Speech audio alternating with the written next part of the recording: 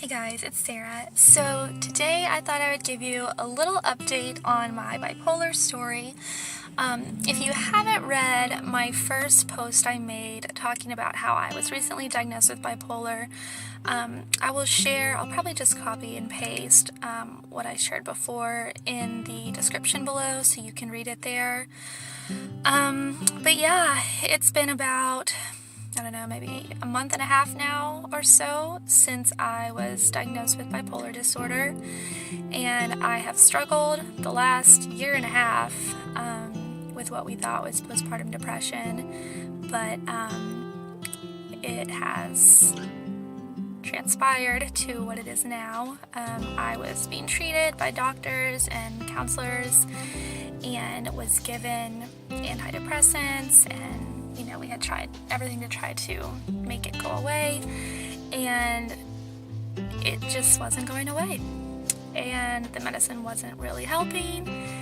I felt like it would help for a little bit and I would be feeling really good. I was like, yeah, okay, this is great, this is working. And I would feel so good that I thought maybe the depression was over and was gone.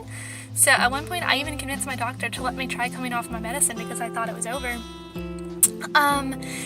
It wasn't over. It wasn't gone. So I went quickly right back down as soon as I came off. And then felt a little bit better once I started, but then just went back down. And so it was just a cycle of up and down for me. And I guess I naively thought maybe sometimes my medicine was working, sometimes it just wasn't, or sometimes I was just having like a really good week or good month, and then other times, it was just really stressful and I just wasn't feeling good. And it didn't make any sense, and I didn't know why I wasn't getting better. Like, my son was a year and a half. Like, why do I still have postpartum depression? This is not going away. This isn't normal. So after finally talking more with my counselor and my doctor about my symptoms, I was diagnosed with bipolar disorder type 2, which basically is cycling back and forth between depression and hypomania. So the depression is pretty much like normal depression. I have no energy, I have no desire to do anything, even things that I love doing. I pretty much just want to lay on the couch all day, do nothing, and it's not out of laziness, it's not because I just don't, it's not because I'm sad. There's nothing wrong in my life is wonderful. I love my husband, I love my son, I love my job that I'm doing from home. Everything is great, everything is perfect. I have no reason to feel sad or depressed, but I just do. And at first, I was confronted by some people who kind of made it seem like it was in my control. I could just be more positive, or could just, try not to be so negative, or, just get up and do something and you'll feel better. But I have learned now that it's not something that I can control, because I can literally wake up one day and just have a total mood shift from how I felt the day before. So I cycle back and forth between that, the depression, to hypomania, which is just a state of, for me, everyone experiences it differently, but for me, it's a state of everything feels happy, feels great, I'm excited, I have lots of energy, I want to conquer everything, I feel super confident, super proud of myself, I'm just rocking it, life is great. And sometimes I get to talking really, really fast. I have so many ideas and so many thoughts in my head, and I just want to do everything all at once. For me, that's hypomania. If you're watching this and you know me personally, you're probably like, I think that's just you, Sarah, because that's been my personality for most of my life. So that's what's made it so hard to come to this diagnosis of bipolar, because a lot of people don't really report the hypomania because it's good. It feels good for most people.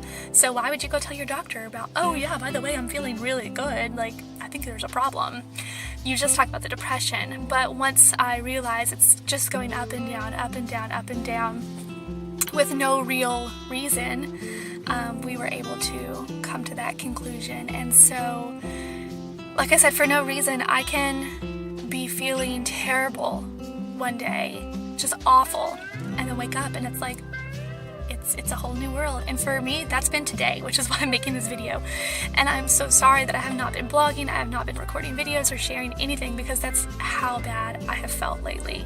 I have had no energy to do anything. I've basically just been trying to keep us fed, clean, you know, just minor things around the house, getting us to church sometimes. That's about all I'm doing right now, because that's all I can do. But today I woke up and it's been a good day. I feel like myself. I've had the energy and the desire to do things. I showered, I washed my hair, I came and got some coffee. I feel like making this video for you guys finally. Things are looking up, and so that's how I know that it's not something I'm in control of. It's not like something really good happened and it made me happy. Or it's not that, oh, I have just become like this super awesome Christian and I'm just studying my Bible so much more now and just praying so much more now, and that's why I'm feeling better today. Because that's what some people have tried to make me think that I need to do in order to feel better. Or it's not that I've started eating so much healthier and exercising more and now I feel better. No. It's literally a shift overnight, and it's absolutely nothing that I've done differently. It just happens in my brain and I can't control it. So that's kind of what it's been like for me this last couple of months, which actually it's been this last year and a half, but the last couple of months that I've really known what it was. And so now we're trying to work on finding the right medication for me that will help keep me stable and functioning the way that I used to before, so I can live my life to the fullest. So that's been its own challenge of just finding the right medicine and trying to be patient, because some days are not very pretty. Some days I really have to rely on help from family and friends to do even simple things, and that's really hard for me because I like to think of myself as a very independent person. So being able to accept help, I feel very prideful, because I feel like, no, I don't need it, I'm fine. But then I realize, no, you're not fine. You really do need the help. So I'm working on accepting that when I need it, and then embracing the positivity and the happiness when I'm feeling it. And instead of dreading the next time that I'm going to go down, I'm just trying to enjoy the time that I have up, the time that I'm feeling happy and feeling like myself. And so I'm trying to take advantage of that today by making this video for you guys, in hopes that it will help explain a little bit more of what's been going on in my life. Or if you have anyone else in your life that's dealing with bipolar, whether it's one or two, hopefully you can relate to this as well. I know since going public with my diagnosis, I've already talked with lots of people who have shared with me their stories of depression, anxiety, and a couple people have also talked with me about their bipolar. And so it's comforting to me to know that I'm not alone, and it's also reassuring to me that I've done the right thing by going public with my story. And as hard as that is for me, again, because of my pride, as hard as it is to put myself out there, I know that good is going to come from it, because I'm going to help other people. And that's honestly what I feel God has put on my heart. That's why I feel like He has me going through this right now, is to be able to share my experience with others and let them know that there is hope, there is help, and you're not alone, and that it is okay to get help and to tell people that you're not doing all right. Because we have so much stigma around mental illness, and we have so much shame that is just needlessly put on the person dealing with it, that makes them feel like they have to bottle it in, or that they're all alone, or people will judge them, or think they're crazy, or all of these things. They're all thoughts that I've had, but I'm learning now that that's not how it has to be, and I want to be part of that change that steps up and says, no, this is something we need to address. This is a topic that we need to talk about, because there are so many people suffering, and that needs to stop. So I hope this has been helpful and enlightening for you guys. If you have any questions related to bipolar or anxiety, depression, postpartum, anything like that, I would love to answer it for you. Or if you're just curious more about how you can help someone with bipolar, let me know. I have lots of ideas for other videos and blogs that I want to share with you guys related to mental illness. So if you have anything in particular that you would like to hear about, just let me know and I'll try to make that for you guys.